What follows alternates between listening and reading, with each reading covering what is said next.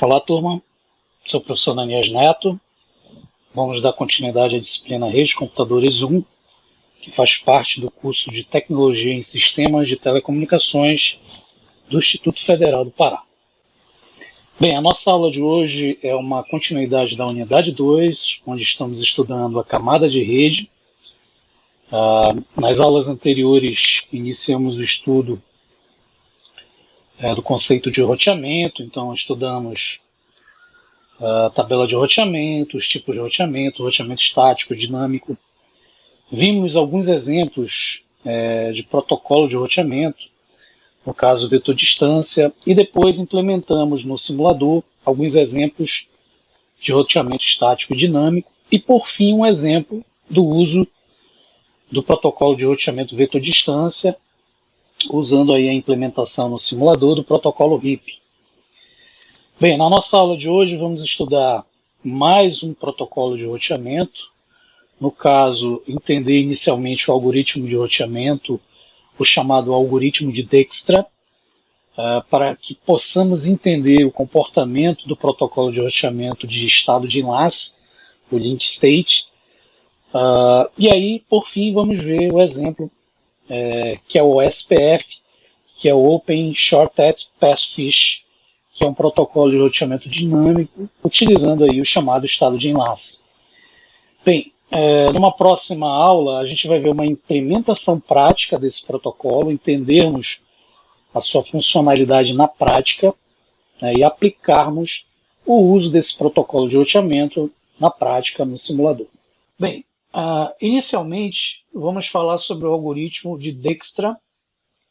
É um algoritmo utilizado para calcular o caminho mais curto em um grafo, usando os chamados pesos das arestas, dos enlaces, com uma medida de distância. E aí ele vai determinar um caminho com o menor número de arestas, que pode determinar a melhor rota possível.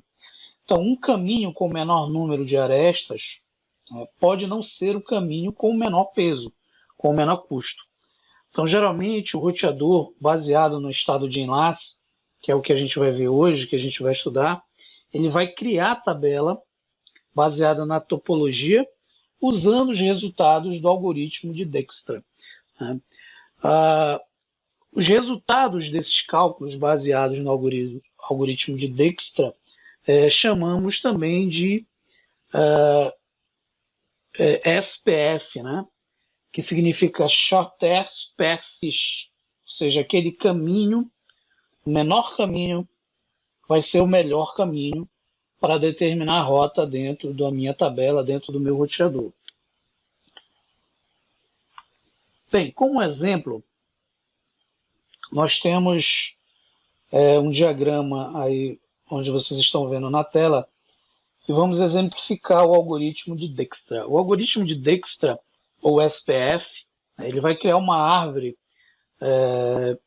onde ele vai colocar em cada roteador, em cada equipamento, uma raiz de árvore, que é calculada o caminho mais curto para cada nó.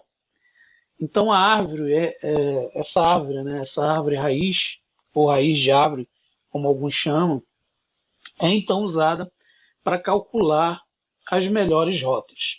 Então nesse exemplo nós temos 7 roteadores, 1, 2, 3, 4, 5, 6, 7. Cada roteador está interligado, contendo o que a gente chama de peso ou custo, as suas arestas.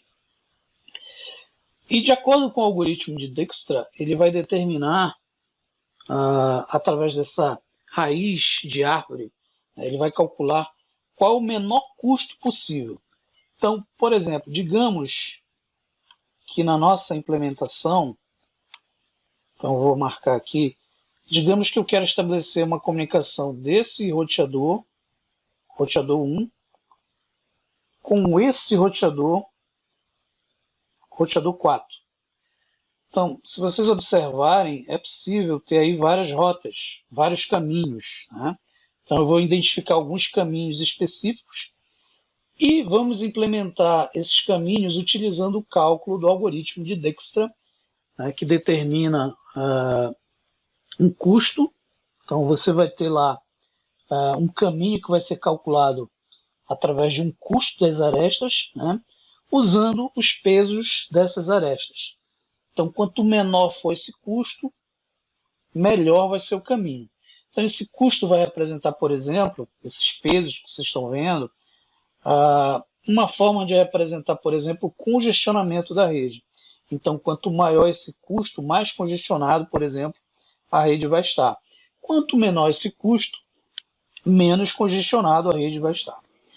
Então, por exemplo, aqui no algoritmo de Dijkstra, neste exemplo específico, para realizarmos o envio entre origem e destino de pacotes do roteador 1 e roteador 4, nós temos vários caminhos específicos. Por exemplo, nós temos a primeira rota que pode ser estabelecida do roteador 1 ao roteador 4, você utilizando, por exemplo, a conexão, o caminho com o roteador 5, depois o roteador 2, depois o roteador 3 e por fim chegando no 4. E aí nós vamos ter nesse caminho, nós vamos calcular o custo, 9 mais 5, 15, mais 3, 18, mais 11, 29. Então nós vamos ter aqui um custo de 29. Se nós observarmos, vou pegar de outra cor,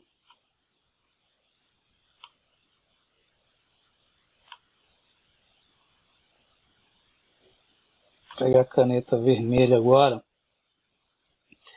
Se nós observarmos, por exemplo, um caminho, um outro caminho, um caminho menor, saindo do roteador 1 para o roteador 5, o roteador 2, depois o roteador 6, depois o roteador 7, e aí nós atingimos o roteador 4. Nesse caminho, nessa rota, se nós calcularmos o custo, então, por exemplo, 9 mais 6 você vai ter 15, mais 8 você vai ter 23, mais 5, 28, mais 3, 31 de custo. Na verdade, é um custo maior, né?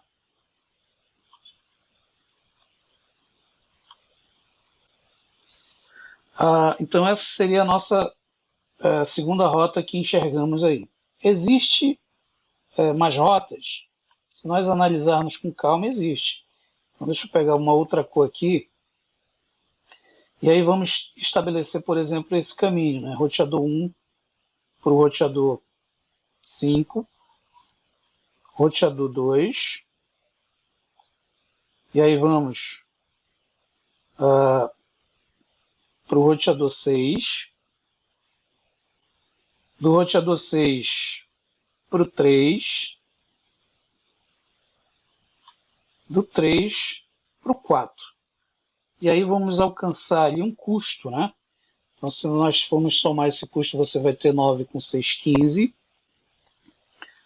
Com 8, você vai ter 23. Mais 2, 25. Depois vai ser 25 com 11, você vai ter 36. Então, o meu custo aqui vai ser de 36. Então, percebam que a rota em vermelho ainda é o menor custo, né? O menor caminho possível. Mas, além desses três, existe um quarto caminho possível, né? Esse quarto caminho possível, ele está destacado aqui em vermelho, tá? E aí eu vou colocar na cor vermelho, só para a gente enxergar essa aresta conectada a esta, né, ao roteador 2, então do 5 para o 2, do 2 para o 3, do 3 para o 5, do 5 para o 7 e do 7 para o 4. E aí vamos ter um custo, eu vou colocar aqui um asterisco, nessa quarta rota. Então essa minha quarta rota vai ter um custo, assim como os demais. No entanto, vocês vão perceber que é um custo menor. Então vamos calcular. 9 mais 6 você tem 15, mais 3, 18.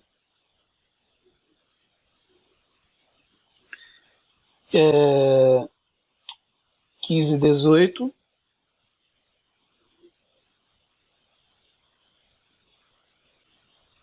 Mais 2, 20. Então vamos lá. 9 com 6, 15. Mais 3, 18. Mais 2, 20. Mais 5, você tem 25. Mais 3, 28. Então essa rota, ela obteve um custo menor. Então coloquei esse asterisco, onde ele é 28.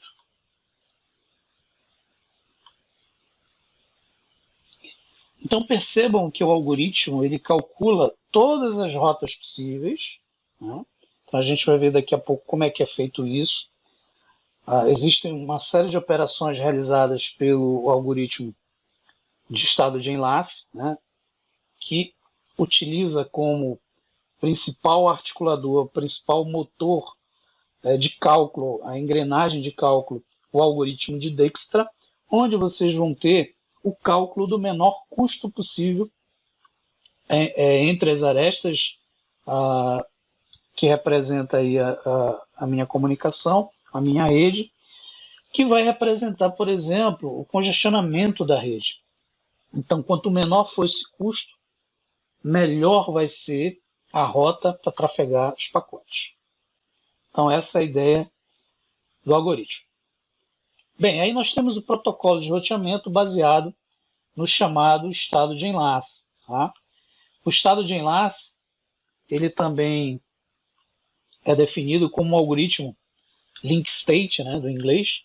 Então esse algoritmo ele vai trabalhar baseado na ideia de que cada roteador possui informações sobre as redes, então um conjunto de informações, daqui a pouco eu vou mostrar um exemplo, que estão conectados a ele. E periodicamente ele vai testar a adjacência entre os roteadores e trocar essas informações entre si para determinar se cada enlace está ativo. Estando ativo, obviamente ele vai realizar as demais operações, calcular o menor custo possível, ou seja, a menor rota possível, e determinar o melhor caminho. Bem, só para a gente relembrar, em aulas passadas, a gente falou, por exemplo, que existe o protocolo de roteamento baseado no estado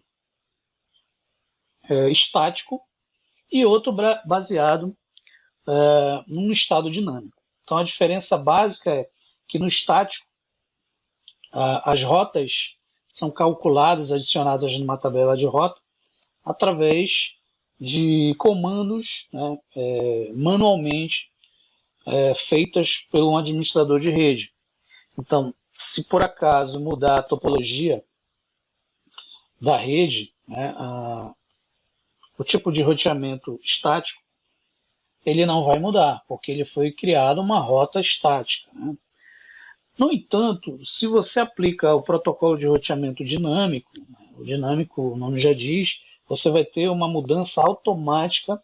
Então, se a topologia da minha rede mudar, automaticamente o protocolo também vai mudar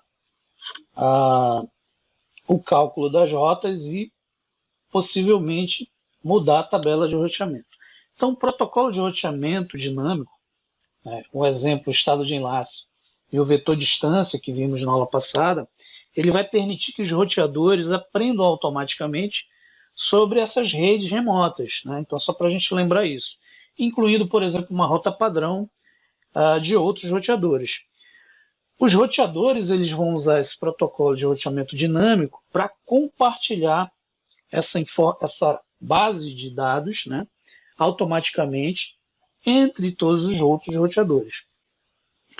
E aí eles vão compensar essas informações quando for necessário, por exemplo, fazer uma alteração da topologia, né, dentro da rede.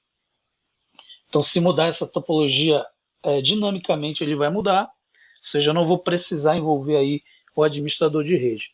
Então, se houver uma alteração na topologia da rede, os roteadores vão compartilhar essas informações usando um protocolo de roteamento dinâmico, no caso, o estado de enlace, que ele vai trabalhar a ideia agora, se cada enlace entre os roteadores estão ativos, né? E, obviamente, calcular um custo, né? Onde esse menor custo entre um ponto de origem e um ponto de destino seja o melhor caminho possível. Então aí a gente viu exemplos, né, de protocolos de roteamento dinâmico. Na aula passada nós falamos do vetor distância, um exemplo seria o RIP. E hoje, no estado de enlace, nós vamos ver que o algoritmo que é a base do seu funcionamento é o algoritmo SPF, o algoritmo de Dijkstra, né? Que é o Shortest Path Fish, ou seja, o menor caminho possível, né? O menor caminho que foi encontrado dentro da minha rede vai ser a melhor rota para destinar os pacotes. Bem, com as informações de cada roteador, a gente vai ver que existem as operações que são realizadas entre os roteadores. Então, eles vão divulgar uma lista de informações sobre o status de cada conexão. E esse status vai dizer se estão ativas ou inativas, o custo para ser calculados as demais rotas. Bem, a configuração básica, né, de um protocolo de roteamento dinâmico requer apenas que o administrador de rede habilite as redes conectadas diretamente. Foi o que a gente viu, por exemplo, utilizando o RIP. E aí, dentro dos diversos protocolos de roteamento dinâmico, você vai ver que vai mudar, por exemplo, algumas operações, algumas etapas e operações desses protocolos. Então, do RIP para o OSPF, que é um exemplo do estado de enlace que nós vamos ver, vocês vão ver que existem diferenças, principalmente quando se fala das operações dos protocolos, né? Mas, no modo geral, os protocolos de roteamento dinâmico, ele fará automaticamente algumas etapas. Então, só para a gente lembrar essas etapas. Primeira, né, descobrir redes remotas. Então, essa é uma das etapas. Segundo, manter as informações de roteamento sempre atualizadas. Então, essas informações de cada roteador devem ser atualizadas e divulgadas, né? Terceiro, escolher o melhor caminho para as redes de destino. Então, através de um algoritmo de roteamento, vamos ver que o estado de enlace é diferente, por exemplo, do vetor distância. O vetor distância ele tem um custo relacionado ao próximo salto, né, a quantidade de saltos. O estado de enlace não, ele tem um custo relacionado ao peso, né, das arestas dos enlaces, o estado, por isso que se chama o estado de enlace, entre a conexão dos roteadores. E aí ele vai escolher, obviamente, o melhor caminho, utilizando essa prática, né, que é o menor custo entre origem e destino. E a quarta etapa é tentar encontrar um novo melhor caminho quando houver, por exemplo, uma mudança, quando estiver mudando, por exemplo, a topologia da rede, se houver um caminho atual ou um novo caminho que pode determinar, por exemplo, uma nova rota. Bem, baseado nessas informações, o estado de enlace, né, quando um roteador do estado de enlace recebe um conjunto de mensagens sobre esse estado de enlace da rede próxima a ele, obviamente, vai aplicar o algoritmo SPF, que é o Shortest Path Fish, baseado no algoritmo de Dijkstra.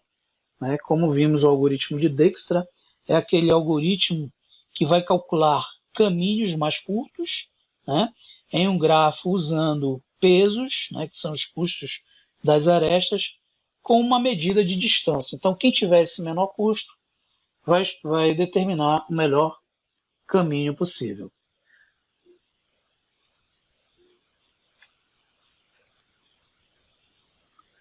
Bem, aqui nós temos um exemplo do funcionamento do protocolo de roteamento de estado de enlace.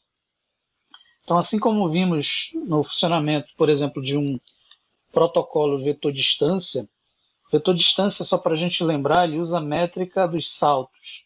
Então, quanto menor salto, melhor. No estado de enlace, ele vai utilizar o custo, o peso. Ou seja, quanto menor esse caminho entre origem e destino, melhor vai ser a rota entre origem e destino. Então, nesse exemplo, nós temos 5 roteadores, A, B, C, D e E. E aí vamos perceber, por exemplo, se formos construir a tabela de rotas do roteador A, que para cada rede envolvida, né, dentro dos seus roteadores, eu vou ter um custo dentro do estado de enlace. Então, por exemplo, para atingir a rede A, que é o próprio roteador, o meu custo é zero. Lembrem-se, a métrica vetor-distância também é zero. Ou seja, ele não precisa dar nenhum salto. E o custo também é zero, porque para chegar nele eu não tenho nenhum caminho, eu não tenho nenhum peso, nenhum custo. Para chegar na rede B, eu tenho que dar um salto, como a gente aprendeu lá no vetor-distância. Então, um up, né? Um salto. Por isso nós temos a métrica 1. Se formos falar em estado de enlace, vamos ter que observar como é que está a aresta, ou seja, o enlace envolvido entre os dois. Então, nesse caso, ele tem peso 5. Então, meu custo total é 5. Então, para sair de A e chegar em B, eu tenho um custo total em 5. Para a rede D, então, se eu quero sair da rede A e chegar na rede D, se formos aplicar o vetor distância, eu tenho apenas um salto. Então, está representado na tabela. Se formos utilizar o estado de enlace, você vai ter que analisar o custo do enlace da aresta entre A e B, que nesse caso é 8. Então, o custo total é 8. Se por acaso eu quero mandar um pacote de origem da rede A para a rede C, então de A para C, lembrem-se, vetor distância métrica vai mudar, porque o meu custo agora, a minha métrica, né, o número de saltos são 2. Então, um salto, 2 saltos. Então, está representado aqui. Se formos utilizar o estado de enlace, percebam que o custo vai ser dado pelo peso das arestas. Então, por exemplo, relacionado ao congestionamento desses enlaces. Então, de A para B, nós temos um custo 5, de B para C, 28. Somando os dois, você vai ter aí 33, um custo bem alto. Então, percebam que não foi esse custo utilizado como o menor caminho possível. Se formos analisar, por exemplo, um custo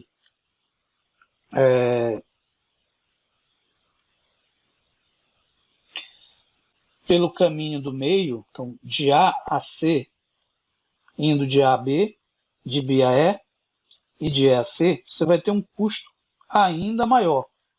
5 mais 10, 15, mais 1, 16. Então não é o menor custo.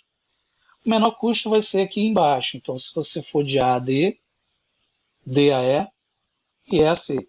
Somando o custo das arestas, você vai ter 8 com 2, 10.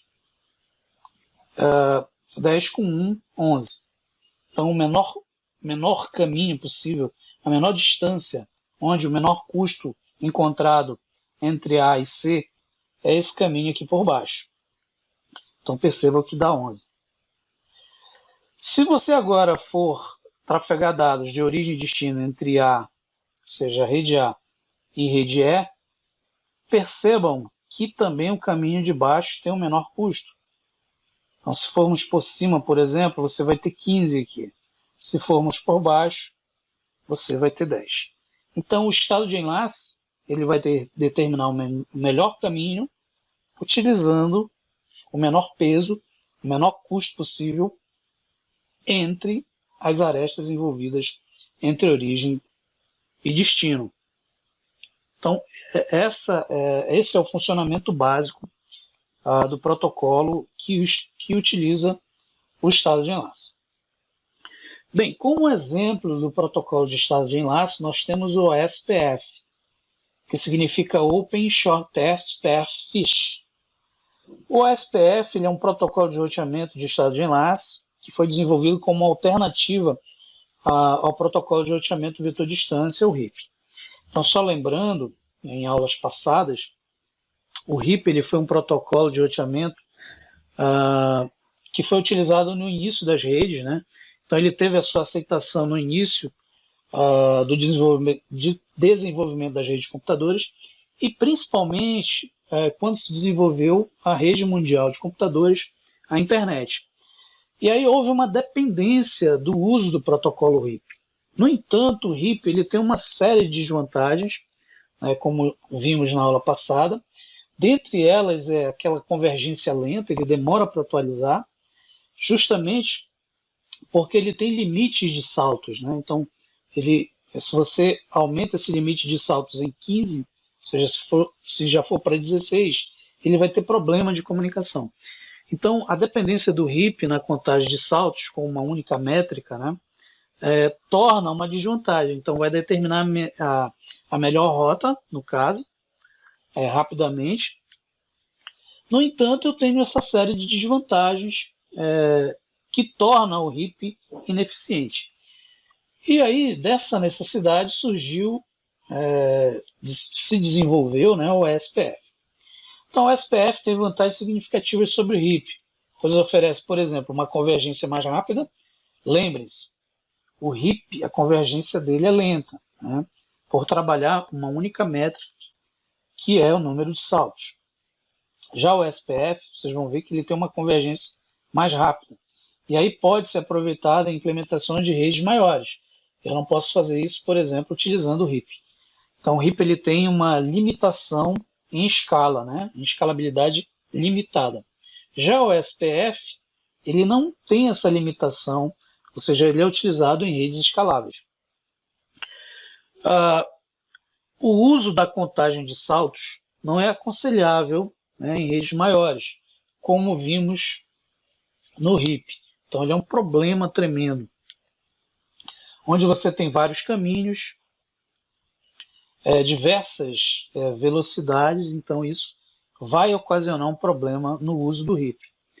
Então, um administrador de rede, ele pode, por exemplo, utilizando o SPF, a gente vai ver que é uma grande vantagem dele, dividir as áreas, né, no que a gente chama de domínios de roteamento. Então, o SPF ele traz essa característica que o RIP não tem. Então, quando você configura o roteamento usando o SPF, o seu processo de estado de enlace, um administrador de rede ele pode dividir, né, as áreas de roteamento, né, em domínios de roteamento. A gente chama de áreas distintas, né? Isso vai ajudar, por exemplo, a controlar o tráfego, realizar melhores atualizações de roteamento. Então, daqui a pouco a gente vai ver um exemplo do uso das chamadas áreas. Ele pode trabalhar com uma área única ou multi-áreas, né?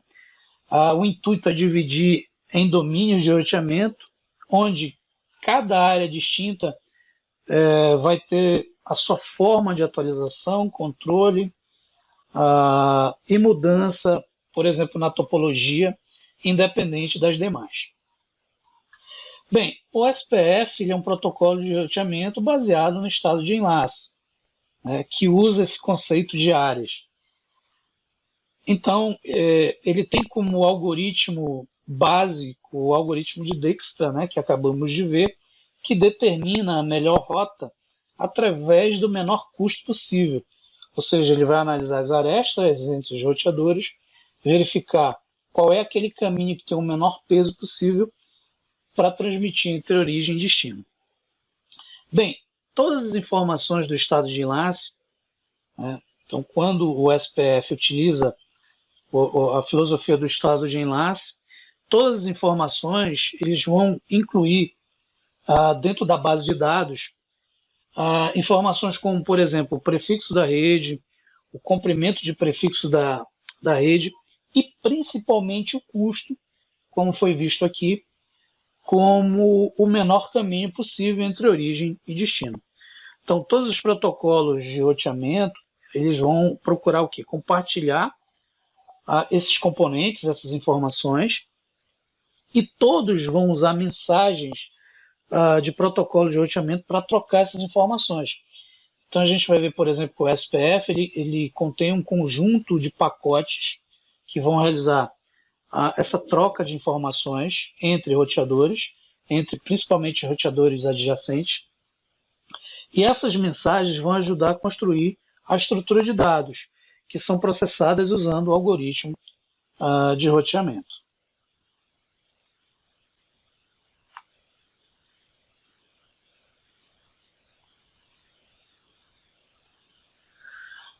Ok, gente, os roteadores que executam o SPF, como foi falado agora há pouco, eles trocam mensagens. Tá?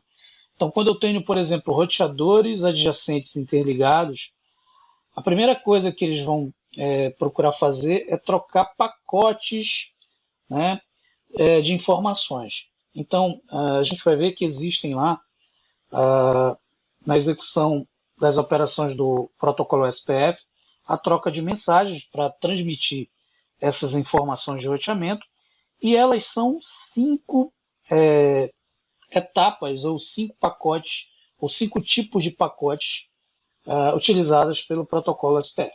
Então vamos ver esses 5 pacotes. Então esses pacotes são os seguintes: nós temos lá o pacote hello, nós temos o pacote de descrição do banco de dados, o pacote de solicitação de estado de enlace, o pacote de atualização do estado de enlace e o pacote de confirmação de estado de enlace. Esses pacotes eles são usados principalmente para descobrir roteadores vizinhos, adjacentes, como vocês estão vendo aqui na imagem. Então, esse conjunto de pacotes são utilizados para essa descoberta entre os roteadores adjacentes, vizinhos, e também para troca de informações de roteamento, para manter informações precisas sobre a rede, principalmente da descrição da base de dados, da solicitação do estado de enlace, solicitando informações, atualizando essas informações e confirmando essas informações de estado de enlace. Aí o OSPF ele coloca as melhores rotas no banco de dados, na base de dados, né, de encaminhamento, que é usado para criar a tabela de roteamento. Então, dessa forma que o OSPF trabalha para realizar o processo de roteamento dentro da filosofia do estado de enlace.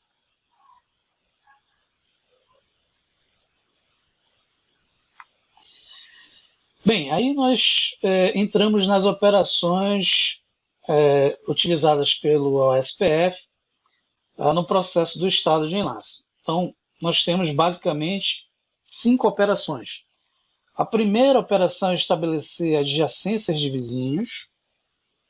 Então, através de um pacote hello, por exemplo, os roteadores habilitados, né, para o SPF. Então, se eu tenho roteadores adjacentes, vizinhos, utilizando habilitados ao SPF, eles devem trocar, eles devem se reconhecer nas redes antes de estabelecer comunicação, né, que possam compartilhar informações. Então, um roteador SPF ativo envia pacotes de hello, né, utilizando essa primeira operação, de todas as interfaces OSPF permitidas, para determinar se um vizinho ou um conjunto de vizinhos estão presentes nesse enlace ou nesses enlaces. Então, se um vizinho estiver presente, o roteador com SPF ele vai ativar, ele vai tentar entrar no estado de ativo ou ativado, né? E aí vai estabelecer uma adjacência entre vizinhos, né? Estabelecendo uma comunicação entre eles. Então, essa é a primeira operação, né? Estabelecer adjacência de vizinhos. E geralmente se usa lá o pacote hello para realizar, para habilitar e ativar a adjacência entre vizinhos. A segunda operação é a troca, o processo de trocar anúncios de estado de enlace. Então, o que seria essa operação? Depois que é estabelecida a adjacência, os roteadores eles vão trocar anúncios do estado de enlace. Os anúncios de estado de enlace eles vão conter Então, isso é muito importante, porque eles vão conter o estado e o custo de cada enlace diretamente conectado.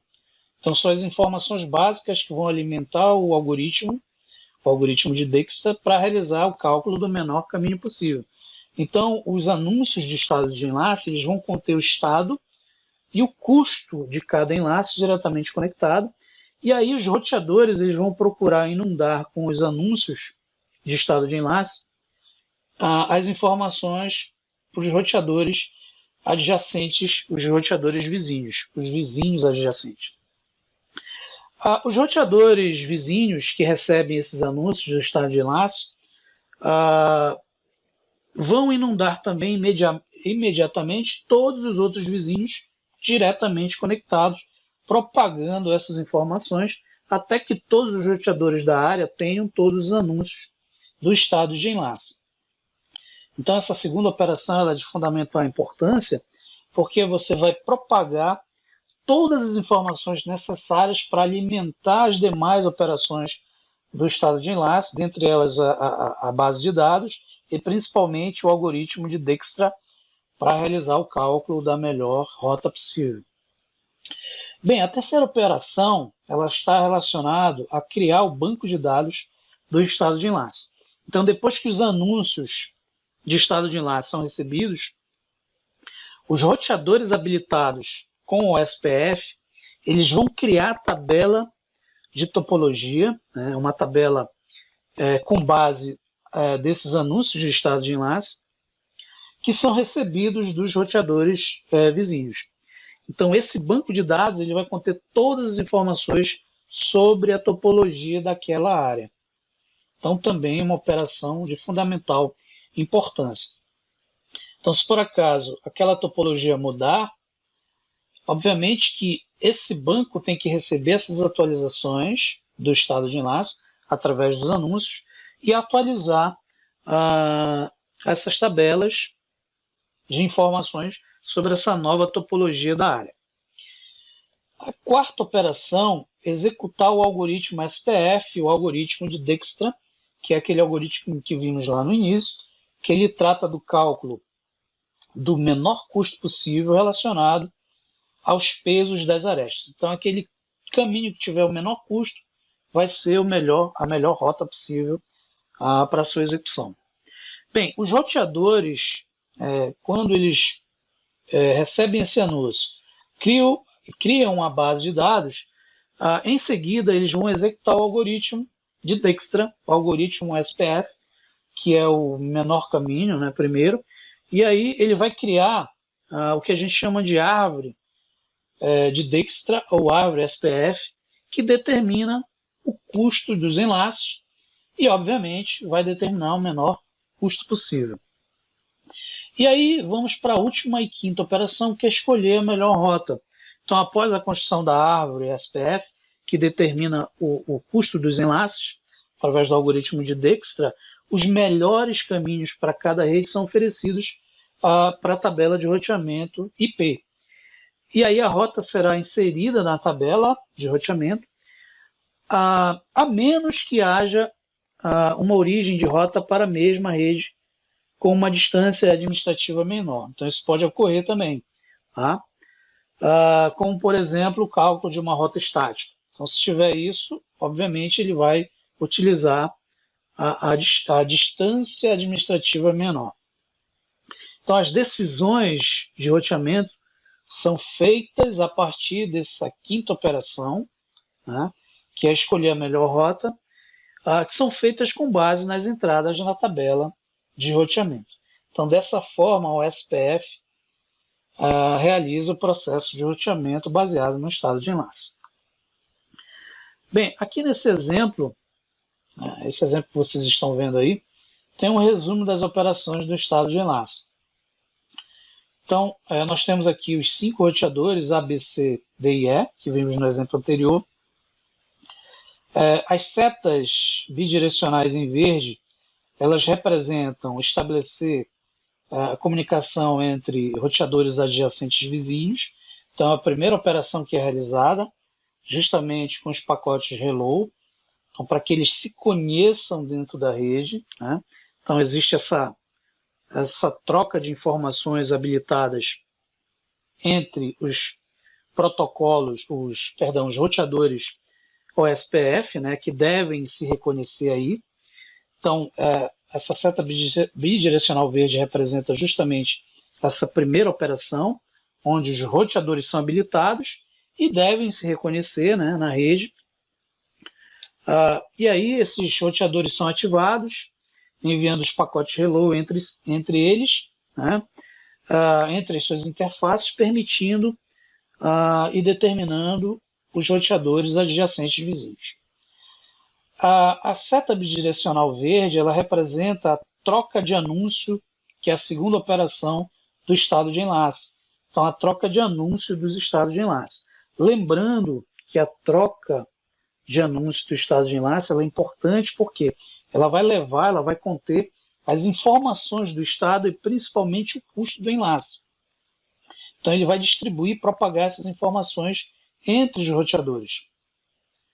Na terceira operação, ele vai criar essa tabela que vocês estão vendo aqui, ou seja, a tabela baseada num banco de dados de enlace, né, que são recebidos através dos anúncios. Então, os roteadores habilitados para o SPF, eles vão criar essa tabela e, de posse das informações contidas, obviamente, alimentar lá o algoritmo de Dijkstra para determinar um menor custo. Então, esse banco de dados ele vai conter todas as informações, né, como informações da rede, né, o prefixo da rede, o custo. Então, isso vai determinar a topologia da minha rede dentro daquela área específica que foi atribuída para a rede. Após isso, você tem a quarta operação, que aqui é representada pelo custo na tabela. Então, o algoritmo de Dijkstra ele vai entrar em ação e ele vai calcular, então ele vai executar o algoritmo e calcular através da criação das árvores de Dijkstra ou árvores SPF e determinar o custo dos enlaces, né, entre as redes.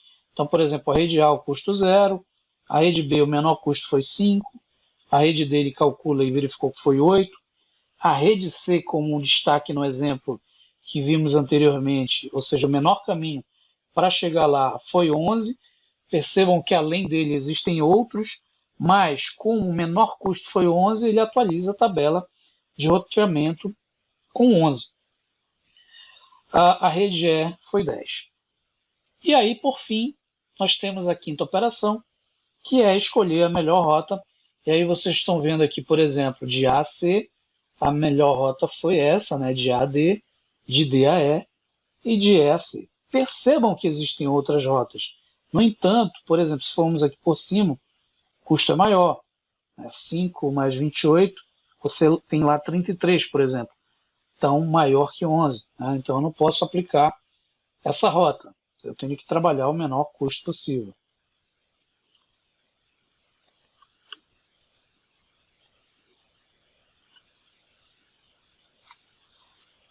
Ok, mais uma informação importante do algoritmo SPF. O SPF, ele trabalha, como a gente já ouviu falar aqui na aula, no conceito de área, né? Então, para que serve essa área? Então, nós vamos ter dois tipos de área que são aplicadas no protocolo SPF. A chamada área única e a multiárea. Para que se utiliza as áreas dentro do estado de enlace calculada ou realizada pelo protocolo de roteamento OSPF? Então, basicamente, para tornar o OSPF mais eficiente, como vocês viram em relação, por exemplo, ao RIP, torná-lo mais escalável, né? Aumentar a escalabilidade, por exemplo, o OSPF ele suporta o que a gente chama de roteamento hierárquico. Esse roteamento hierárquico ele é baseado no uso de áreas. Então, uma área OSPF ela é um grupo de roteadores como vocês estão vendo aqui na imagem, que vão estar dentro de um domínio de roteamento. Então, essa é a ideia, essa é a filosofia de se trabalhar em área. Então, o roteamento vai se tornar hierárquico, os roteadores dentro daquela área vão estar dentro de um domínio de roteamento comum, né, onde esses roteadores vão compartilhar as mesmas informações, né, de estado de enlace e, provavelmente, povoando, né, construindo as tabelas de roteamento baseado nas tabelas de topologia. E aí o SPF ele pode ser implementado, né, como eu citei agora há pouco, essas duas formas, a área única e a multiárea. Bem, o SPF de área única, né, todos os roteadores eles estarão em uma única área, né, numa mesma área. Então, nesse exemplo, eu tenho aqui o SPF e a área identificada aqui com um identificador 0, onde o roteador A, B e C estarão na mesma área, no mesmo domínio de roteamento, compartilhando as mesmas informações entre eles. Bem, aí a gente vai ver depois no exemplo, numa próxima aula, que a melhor prática é usar sempre na área única a área 0, né, que é a área inicial. Mas você vai ver que existem inúmeras áreas, área 1, área 2, que podem ser identificadas nas áreas. Então, esse é o intuito de se utilizar a filosofia de áreas, né? Que é justamente você criar um domínio padrão, onde os roteadores, um domínio de roteamento padrão, né? Onde os roteadores vão compartilhar as mesmas informações de estado de enlace. E o SPF de área única, todos os roteadores eles vão estar na mesma área, onde eles vão compartilhar informações comuns dessa área, como, por exemplo, a tabela de topologia, que determina a topologia daquela área relacionada a custos, enlaces e tudo mais.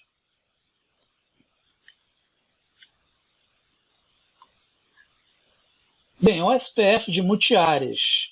Então, agora, não vamos ter só uma área, né? Vamos, utilizando o SPF, compor um conjunto de áreas específicas, né? E juntar todas essas áreas. Então, todas as áreas, nesse exemplo, devem se conectar a uma área que a gente chama de área backbone, geralmente a área 0. Então, o exemplo que vocês estão vendo aqui, eu tenho um SPF de multiárea. Então, o SPF área 0, ele tem lá os chamados roteadores de borda, né? Daqui a pouco a gente vai ver que eles vão controlar as demais áreas, né? Então eles são importantes para isso. E aí, obviamente, você tem a implementação de várias áreas e não só uma área. Bem, o SPF ele é implementado usando várias áreas, porque agora você não tem só uma hierarquia. Tá? Quando a gente fala em área única, você tem uma única hierarquia, né? Você tem um único domínio de roteamento. Para os demais roteadores trabalhar um conjunto de informações que são compartilhadas. Agora nós temos um conjunto, né, de áreas, então você vai ter um conjunto de hierarquias. Cada hierarquia dessa vai ter um conjunto de informações relacionadas ao seu roteamento. Então, essas áreas vão também trabalhar de maneira hierárquica, né? Todas as áreas devem se conectar a uma área principal, como a gente viu aqui, a área backbone, né? Os roteadores interconectados às áreas são determinados roteadores de borda. Então, por exemplo, aqui nós temos roteadores de borda, o 5 e o 6, e desse outro lado o 7 e o 8. Né? Eles são importantes porque eles vão determinar a comunicação entre áreas distintas.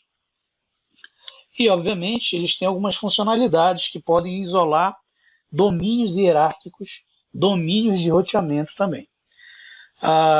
Bem, as operações que trabalham topologias hierárquicas de multiáreas, principalmente com SPF, eles vão proporcionar algumas vantagens. Dentre elas, posso citar para vocês, tabelas de roteamento menores, porque agora você não tem uma única área, você tem áreas divididas, então a tabela de roteamento vão ser menores. As tabelas são menores porque há menos entrada de domínios de roteamento, né? Que agora você tem domínios menores, né? Isso ocorre porque os endereços de rede podem ser resumidos entre áreas, resumo de rotas, né, que podem ser ativadas entre eles e tudo mais. Uma outra vantagem que nós temos é a sobrecarga de atualização do estado de enlace, que pode ser reduzida. Então, quando se projeta o SPF de várias áreas, com áreas menores, você consegue minimizar os requisitos de processamento e memória entre eles. Então, consequentemente, você vai minimizar, você vai reduzir as sobrecargas em cada área, em comparação, por exemplo, a uma única área. Uma outra vantagem é a frequência reduzida do cálculo utilizado pelo algoritmo de Dijkstra, o algoritmo SPF.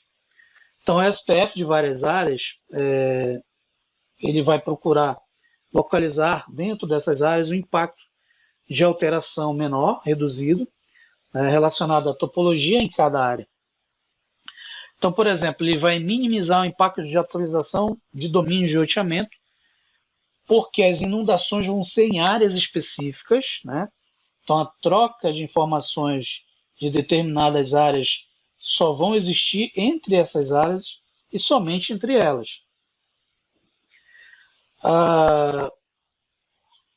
E isso vai ser limitado pelo roteador de borda, né? Como eu falei agora há pouco. Então, o papel do roteador de borda ele é muito importante, porque ele vai limitar essa inundação. Então, por exemplo, a área 10, eu não vou passar toda essa inundação para a área 0 e para a área 4, por exemplo. Então, o roteador de borda ele vai determinar esse limite, né? E aí nós temos, por exemplo, se houver uma falha de enlace, né, e essa falha afetar somente uma área, por exemplo, digamos que eu tenha um problema, uma falha de enlace aqui nesse roteador de borda, então ele só vai afetar especificamente essa área hierárquica, esse domínio de roteamento, né? Porque o roteador de borda, por exemplo, o roteador 7, ele vai isolar as demais informações que podem ser propagadas para as demais áreas.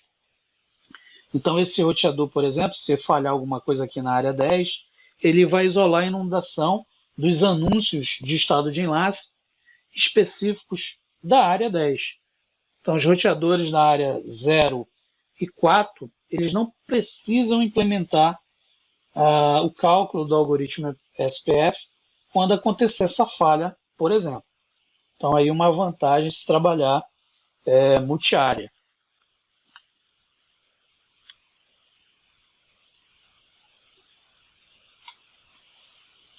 Ok, gente, essa foi mais uma aula.